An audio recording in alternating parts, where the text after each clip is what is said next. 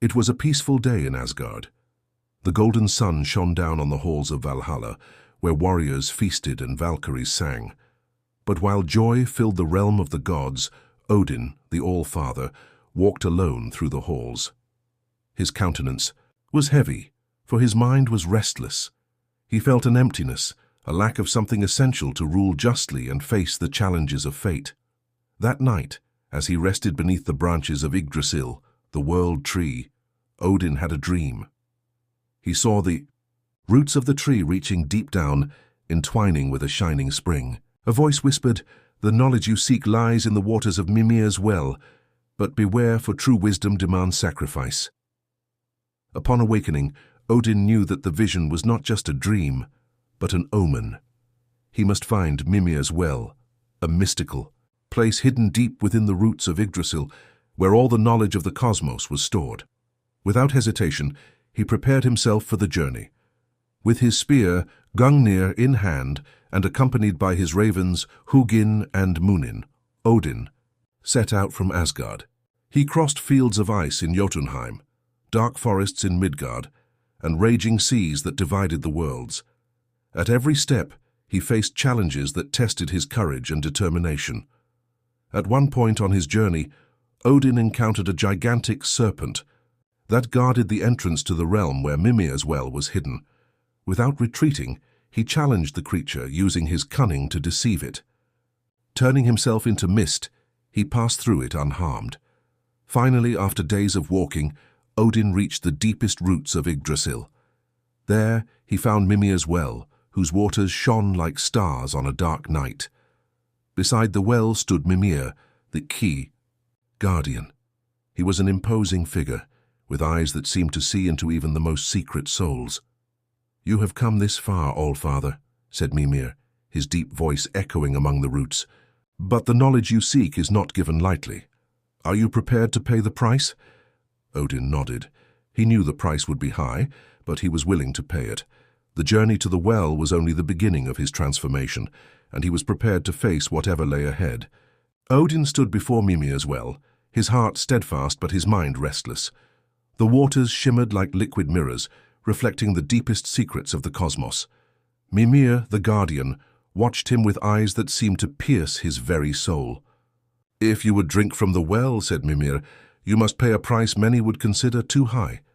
Only true sacrifice opens the way to the wisdom you seek." Without hesitation, Odin answered, "I am the All-Father. To rule over the 9 realms requires more than strength.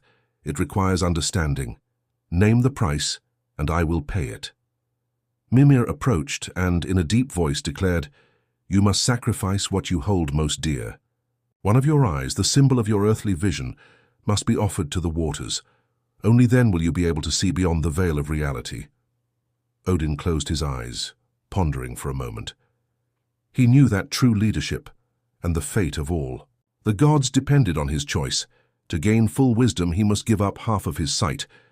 Without further hesitation, Odin drew his dagger, a sacred blade he had carried for ages.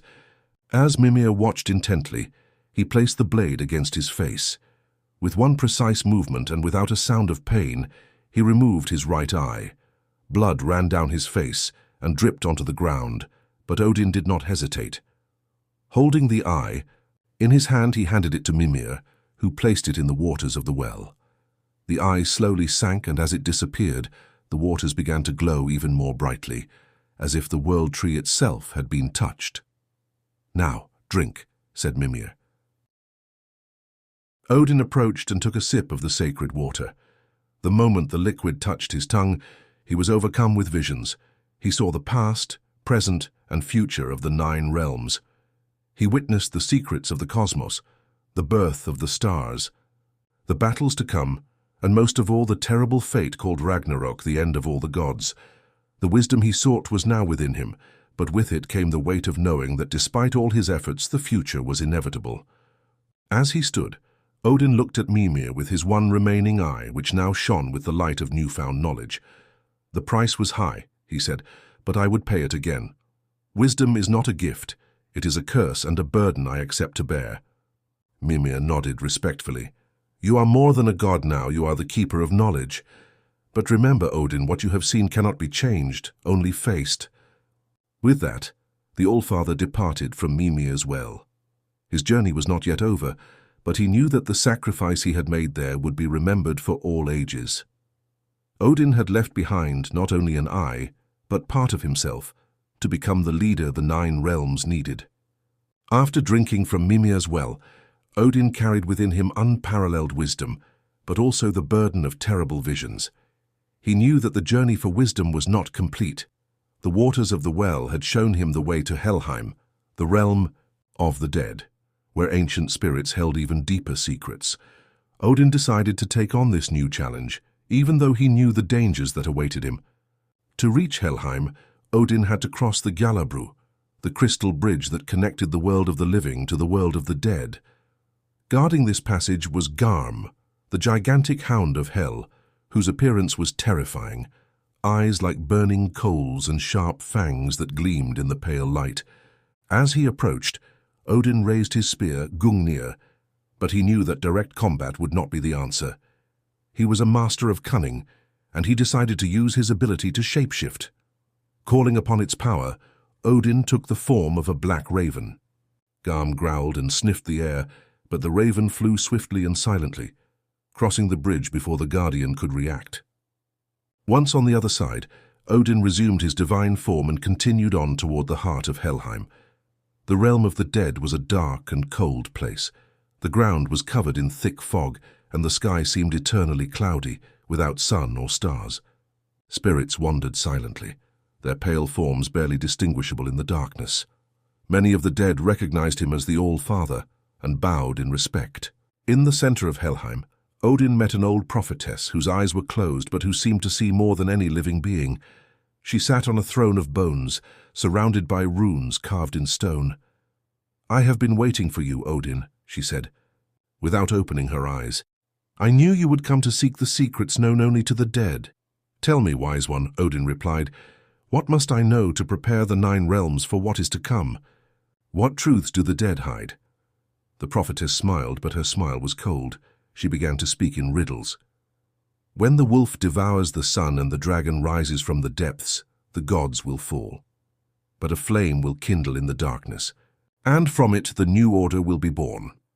Odin, with his newfound wisdom from the well of Mimir, interpreted the words. She spoke of Ragnarok, the end of the gods, but also of a possible renewal after the destruction. He knew that even as the All-Father, he could not prevent Ragnarok, but he could prepare Asgard and the other realms to face it. Before he left, the prophetess gave him a single object, a small rune carved in stone. "Take this with you, All-Father. When the time comes, it will be the key to protecting what can still be saved." With the object in hand and his mind filled with new knowledge, Odin began his journey back. He knew that the secrets of Helheim had revealed more than he had expected, and that his fight was only just beginning. As he crossed the bridge of Gjallabru again, Garm stared at him, but this time he did not try to stop him.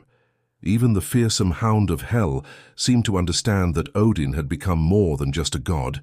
He was now the bearer of the deepest burdens necessary to save the realms.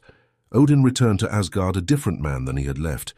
His imposing frame seemed heavier, and the hollowness in his face where his right eye had been was filled with a darkness that shone with the knowledge he now carried. He had traversed the roots of Yggdrasil, drunk from the well of Mimir, faced the terrors of Helheim and conversed with ancient spirits. Though wiser, he carried with him an immense burden, the understanding that the fate of the gods was sealed. As he stepped into the halls of Valhalla, he was greeted by the other gods. Thor, the strongest of them all, approached, eager for news. "Father, what have you discovered on your journey? Have you brought answers to the challenges we will face?" Odin looked at Thor, Hugin, and Munin perched on his shoulders, as if in thought for a moment before answering. "The answers I seek are a burden we will all bear. Ragnarok is sealed, and even the gods cannot escape their fate. But what we can do is prepare the world for what is to come, so that even in destruction, hope will not die." The gods were silent. Ragnarok was a prophecy they all knew, but hearing these words directly from Odin was like facing one's own mortality. Odin's preparations. Odin began to plan his next steps. He knew that although Ragnarok was inevitable, his wisdom could offer a chance of survival for what would come after. So he began a series of actions. The choosing of heroes. Odin sent his Valkyries to select the bravest warriors from the 9 realms and bring them to Valhalla. These warriors, known as Einherjar, would train day and night, preparing for the final battle, the Forge of Alliances. He traveled to the other realms, seeking alliances with dwarves, elves, and even some giants. Odin knew that to face the end, he would need all beings willing to fight. The study of the runes. Odin spent entire nights studying the magical runes and the stone that the prophetess of Helheim had given him. He believed that it contained a key secret for rebuilding the worlds after Ragnarok. The revelation to the 9 realms. One day Odin decided to gather all the gods in Asgard to share what he knew. He stood before the throne of Hlidskjalf, his cloak billowing in the wind. His voice echoed like thunder. Ragnarok approaches. We cannot avoid it, but we can face it with courage and wisdom. We will fight not only for survival, but for what comes after. For even in destruction, there is rebirth. The gods listened. Attentively. Thor, with his unshakable courage, raised Mjolnir and declared, "If it is the destiny of the gods to fight, let us fight with honor at the side of our father." Frigg, Odin's wife, reached out and touched his face, feeling the absence of his eye. "You have sacrificed so much for us all, Odin, but remember you are not alone." The weight of wisdom. Though the words of his companions and the support of the gods gave him some comfort, Odin knew that the burden of carrying full wisdom was a lonely one. He spent hours alone, contemplating the visions that haunted him. A moment of solitude, Hugin and Munin perched on his shoulders and whispered news of the world. The All-Father closed his remaining eye, listening intently. "Mortals also feel the weight of their fates," he murmured. "But like them we must endure. The burden I bear is the price of being the All-Father." Odin's legacy. The final episode of his journey was not one of triumph, but of acceptance.